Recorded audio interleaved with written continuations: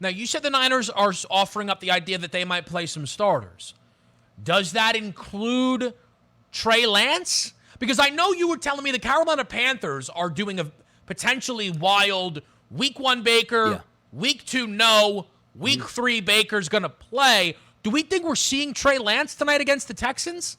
Yeah, we are. The two top headlines from yesterday here are San Francisco 49ers starters to get playing time versus the Texans, and then they double down. Shanahan says 49ers starters won't play more than a half. More than a half. That means they're probably playing at least through the first quarter into the second, if you're using the terminology more than a half. So it looks like the 49ers are probably going to get a look-see. And also, I understand what they're doing.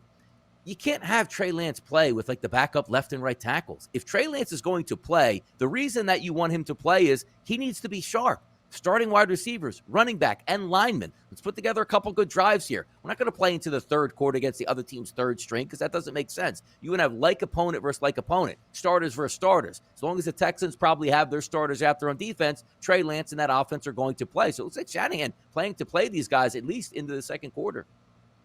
But I don't understand. I mean, look, it is what it is, but I don't really understand how we get here, right? Did you not play them against the Vikings because you reached out to Minnesota and they said, look, we're not going with any starters? So you said, all right, you know what, fine, then we won't either? Was there something you needed to see in the Brock Purdy, Nate Sudfeld battle, Donnie, that they didn't want Trey Lance muddying the waters? What's the 1 week off thing?